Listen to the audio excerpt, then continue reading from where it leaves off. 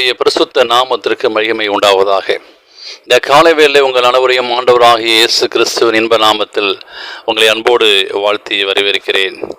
இந்த நாளில் விண்துளிகள் மூலமாக இந்த நாளில் சந்திப்பதிலே மிகுந்த மகிழ்ச்சி அடைகிறேன். இந்த நாளின் செய்தியின் தலைப்பானது ரெயின்போ பட்டணம். வெளிப்படுத்தல் 4ஆம் அதிகாரம் வசனம் 2-3 வாசிக்கிறோம். இதோ வானத்தில் ஒரு சிங்காசனம் வைக்கப்பட்டிருந்தது. அந்த சிங்காசனத்தின் மேல் ஒருவர் வீற்றிருந்தார். வீற்றிருந்தவர் பார்வைக்கு வஜ்ரக்கல்லும் மதுர்மாதிரந்தம் ஒப்பாக இருந்தார். அந்த சிங்காசனத்தை சுற்றி ஒரு வானவில் இருந்தது. அது பார்வைக்கு மரதங்கு போல் தோன்றிற்று. தேவனுக்கு பிரியமான அன்பான பிள்ளைகளே, பரலோகத்திலே ஒரு சிங்காசனம் உண்டு. அந்த சிங்காசனத்தை சுற்றிலும் இருந்த வானவில் தேவன் தம்முடைய ஒரே பேரான குமாரனை விசுவாசிக்கிறவன் எவனோ அவன் கெட்டு போகாமல் நித்திய ஜீவனை அடையும்படிக்கு அவரை தந்தரிலே எவ்வளவாய் உலகத்தில் அன்பு கூர்ந்தார் என்கின்ற ஒரு நித்தியமான காட்சியாக அந்த காட்சி இருந்தது. மேகத்திலே காணப்படுகிற வானவில் சூரிய ஒளி தண்ணீர் இவைகளின் கூட்டாக எப்படி அமைக்கப்பட்டிருக்கிறதோ அப்படியே சிங்காசனத்தை சுற்றியிருக்கிற வானவில் தேவனுடைய இரக்கம், நீதி ஆவிகளில் இணைந்த ஒரு வல்லமையாக சுட்டி காட்டுகிறது. ஆணுடைய ராஜ்யத்தில் எப்போதுமே நீதி மாத்திரமே தொடர்ந்து செயல்பட்டால் போதாது. ஏனென்றால் சிங்காசனத்தை சுற்றி இருக்கிற வாக்குத்தத்தமான வானவிலின் மகிமை அது மறைந்துவிடும். பிரமாணத்தின் தண்டனைகளை மட்டுமே மனிதர்கள் பார்ப்பார்கள். ஆனால் நீதி இல்லாமலும் தண்டனை இல்லாமலும் தேவனுடைய அரசாங்கம் இருக்குமானால் அது நிலைத்து நிற்க முடியாது. எனவே தேவன் நீதியும் இரக்கமும் ஒன்று சேர்ந்து இரட்சிப்பை நமக்கு பூர்ணப்படுத்தி காட்டுகிறது. தேவனுடைய அந்த பரிசுத்த பட்டணத்துக்குள் வாசல் வழியாய் பிரவேசிக்கும் போது இரக்கம் நம்மை அழைக்கிறது.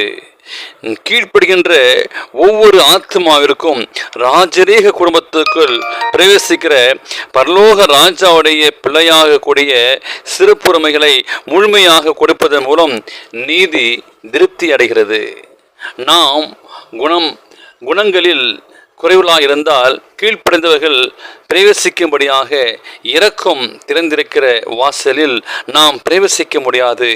ஏனெனில் நீதியானது வாசலில் நின்று தேவனை பார்க்கிற ஒவ்வொருவரும் பரிசுத்தமுள்ளாக இருக்க வேண்டும் என்கிற கோரிக்கையை முன்வைக்கும். ஒருவேளை நியாயம் அகன்று போய் எந்த ஒரு நிபந்தனையும் இன்றி எந்தவித குணத்தோன்றினாலும் எல்லோரும் அந்த நகரத்திற்குள் பிரவேசிக்கலாம் என்கிற உரிமையை தெய்வீக இரக்கம் கொடுக்குமானால் சாத்தான் பரலோகத்திலிருந்து வெளியேறிய முன் அங்கு நிலவிய வெறுப்பும் கலகமே பரலோகத்தை மேலும் ஒரு மோசமான நிலையில் வைத்துவிடும். எனவே பரலோக சமாதானம், சந்தோஷம், எனக்கும் எல்லாம் சிறந்து போகும். பூமியிலிருந்து பரலோகத்திற்கு சென்றார்கள் மனுஷனுடைய குணம் மாறிவிடுமோ என்றால் அது மாறாது. மீட்கப்பட்டவர்கள் பரலோகத்தில் சந்தோஷமாக இருப்பதன் காரணமே இந்த உலகில் அவர்கள் கிறிஸ்துவுடைய சாயலின்படி தங்கள் குணங்களை மாற்றிக்கொண்டால்தான். எனவே பரலோகத்தில் உள்ள பரிசுத்தவான்கள் முதலாவது பூமியிலே பரிசுத்தமாக இருந்திருக்க வேண்டும். மனிதனுக்காக மீட்பை பெற்றுக்கொள்ள கிறிஸ்து செய்த தியாகம் மாத்திரமே இப்படிப்பட்ட மதிப்பு வாய்ந்தது. ஏனெனில் அதுதான் மனிதனை பாவத்திலிருந்து காக்கிறது. இவ்வாறு தேவனுடைய பிரமாணமானது சுவிசேஷத்தினாலே அவமாக்கப்பட்டவில்லை, மாறாக பாவத்தின் வல்லமை முறிக்கப்படுகிறது. மனந்திரும்புகிற பாவிக்கும் இரக்கத்தின் செங்கோல் நீட்கப்படுகிறது.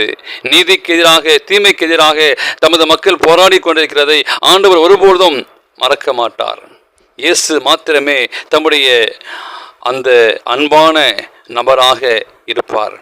உங்களை யாரோடும் ஒப்புக்கொடுங்கள். வேத வாக்கியம் சொல்கிறது, சோர்ந்து போகாமல் நற்கிரியை செய்து மகிமையும் கனத்தையும் அழியாமையும் தேடுகளுக்கு நித்திய ஜீவனை அளிப்பார். அதை பெற்றுக்கொள்ளுங்கள். அது இலவசமானது. தேவன் உங்களுக்கு தர காத்து கொண்டிருக்கிறார். அதை இன்றைய பெற்றுக்கொள்ளுங்கள். உங்கள் இருதயத்தை ஆண்டு சமூகத்தில் ஒப்புக்கொடுங்கள்.